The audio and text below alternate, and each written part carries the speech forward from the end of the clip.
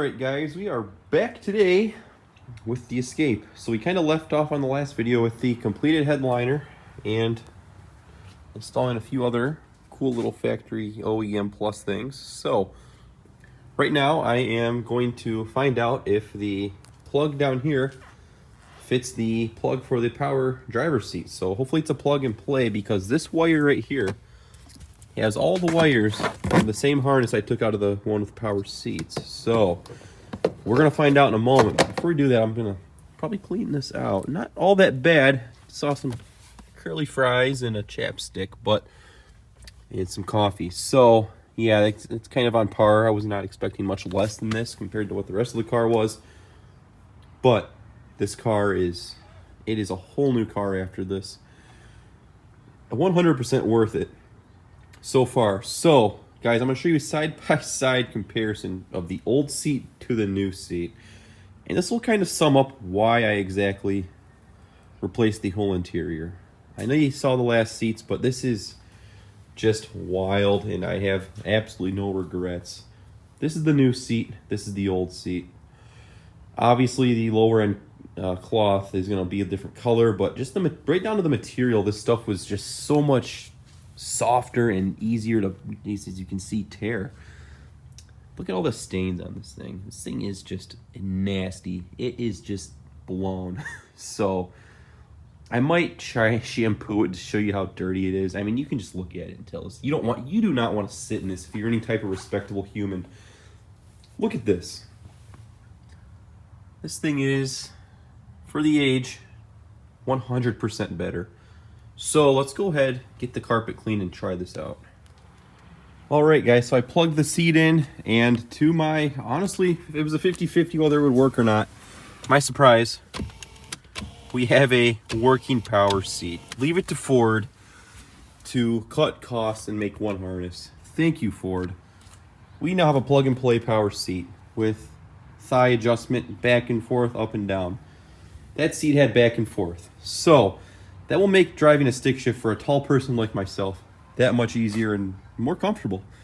That last seat just had terrible lateral support, and with all these 8-way adjustments, we are cruising. So honestly, yes, perfect. So I'm gonna take this out. We're gonna go shampoo the seat now. Or the floor. I'm happy. We're gonna sit on a bucket to vacuum it out, because I currently don't have a vacuum. At least one I want to use to suck this shit out. So let's go ahead and get going.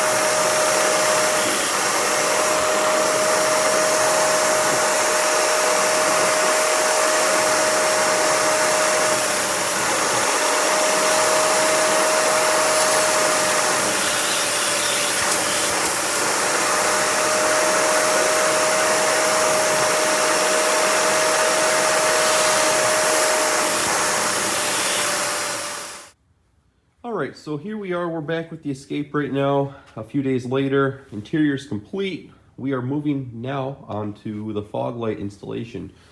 So we have some fog lights right here that I ordered a few weeks ago. And we also picked up a switch. So we picked up a switch for fog lights. And with the fog lights, we also get automatic headlights. So I didn't officially know this. I just kind of took a shot in the dark, being that the car was already plumbed for power seats. It was plug and play.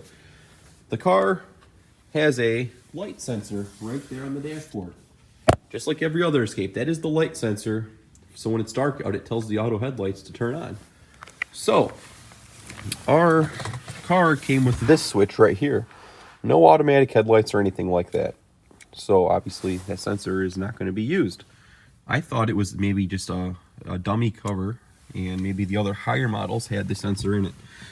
Good old Ford being Ford, they have, it's literally, there's a sensor in there. So all Ford had to do was make this automatic, and they probably could have gotten a good bit of bonus points from like Kelley Blue Book or Consumer Reports back in the day, just like a standard automatic headlight. I mean, that is something that they should have done, but they wanted you to pay premium dollar for a higher model. So as you can see right now, they're in auto mode. We turn the car on, the headlights are on. So our automatic headlights work. And with that, when also you turn the wipers on and it's raining, they're an automatic, the headlights come on as well. So it's just very cool. And I know not a lot of people talk about this because, well, not a lot of people have done this, but we quite literally have a base model Escape. We made it an XLT. I mean, it's just crazy.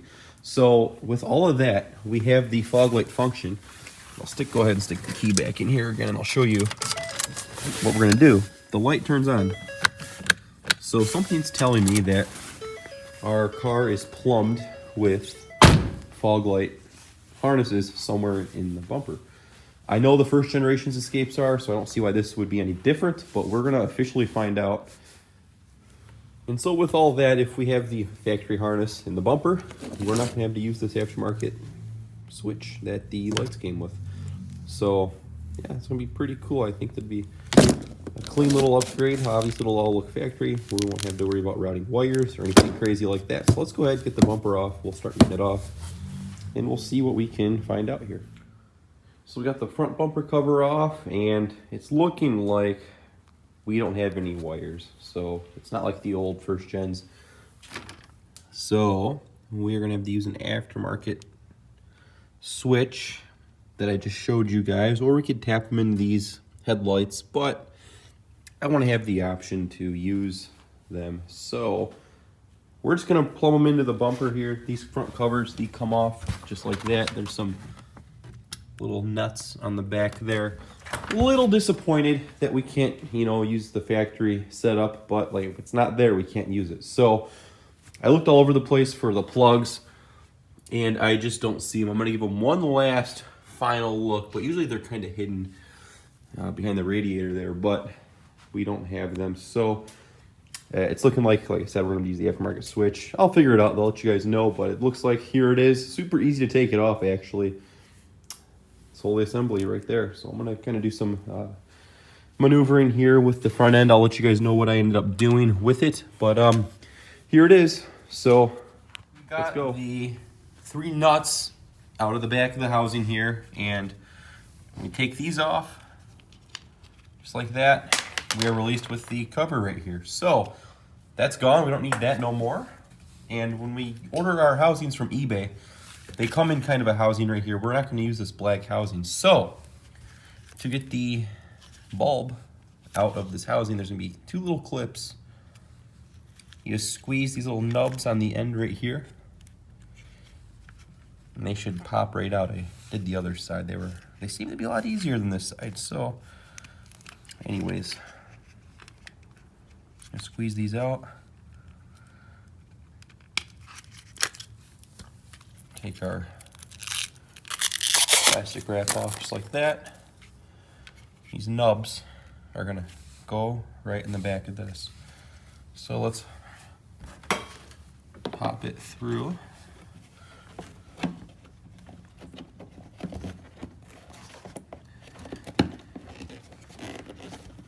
Just like that. So yeah, it made installing these things pretty easy. So I'll show you what it looks like now that we have them installed. Just like factory. So Ford really does make it easy at the time to do this kind of stuff. But yeah, so we're gonna go ahead and try to figure out a way to get the harness routed and all that stuff. But that's kind of the quick process on how to install the bulbs. Super, super easy. All right, guys, and just like that, movie magic, we have a completed front end here with fog lights. So, yeah, it's been about a week now the car's been apart, and I just figured I'd put it back together finally. It's been a little cold out, but anyways, we finished the fog light conversion on the Escape. Of course, as we left off, we had to run a aftermarket switch. I did as much as I could with my knowledge to try to utilize the stock switch, and I failed. So I know there's probably more to it, but as far as my knowledge can take me, we can't use that for anything, which, yeah, big deal. So we still get the auto lights out of that switch, which is cool. Basically, I ran the wire through the firewall. Of course, we don't see anything. It's all down there. And we have a button right there for our lights. Very, very clean install. I mean, you can't hardly tell otherwise. So as you can see up front, just control our lights just like that. So now, I guess with that, we do have the option to just run these light bulbs only. So that is what our remedy was to installing these. And of course, it looks like it looks OEM. So that's what we wanted here. They function perfectly. They look good. They work. And yeah, that's going to be the end of the video for the fog light conversion. I don't even know what I'm going to call the title yet, but we've just done a lot of stuff with this car. I guess within the last month or so we've had it. It's come a long way. There's still a lot left to do. Actually, I'm going to make another video after this. We're going to probably start out with doing the brakes on it, and that's one of the reasons I got the car so cheap, was because it needed brakes desperately, and it's probably about time we do those now. So along with all that, I'll probably go through a polish on it. The windows got tinted a few days ago as well. So car's coming along. It looks very, very good. It looks like a very decent looking little vehicle now compared to what it was when we got it. I mean, super cool, guys. So with all that being said, I hope you enjoyed this part of the video, and like I said, you have an idea of what we're going to do to the next video.